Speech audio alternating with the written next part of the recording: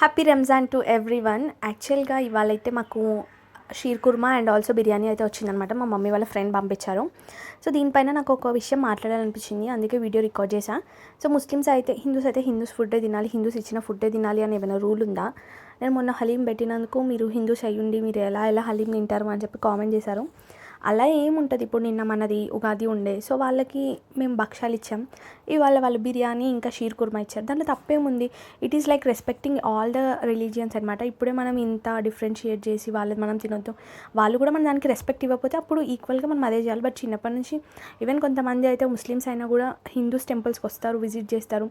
దాంట్లో తప్పేముంది అనిపిస్తుంది. ఈ ఫుడ్ దగ్గర కూడా వాళ్ళది మీరు తినొద్దు, ఇలా కొన్ని ఉన్నాయి. సో దీనిపైన మీ ఒపీనియన్ ఏంటి? నిజంగానే అలా ఉంటుందా అని. మాకైతే చిన్నప్పటి నుంచి అలా ఏం లేదు. We treat every one or equal. So మాకు ప్రాబ్లమ్స్ ఉన్నప్పుడు ముస్లిమ్స్ వాళ్ళే వచ్చి హెల్ప్ చేసిన సిచ్యువేషన్స్ కూడా ఉన్నాయన్నమాట. అది ఫైనాన్షియల్గా కానీ ఏదైనా ఒక బ్యాడ్ సిచ్యువేషన్లో వాళ్ళు వచ్చి హెల్ప్ చేసిన సిచ్యువేషన్స్ చాలా ఉన్నాయి. సో దాన్ని బట్టి వీ రెస్పెక్ట్ ఎవ్రీ వన్ అనమాట. సో మీకేదో బ్యాడ్ సిచ్యువేషన్ అయిందని అందరినీ అలానే అనడం ఇట్ ఈస్ నాట్ కరెక్ట్ అని నా ఒపీనియన్.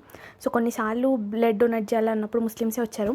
సో చెప్పలేం. సో అలా ఉందా మీకు కూడా?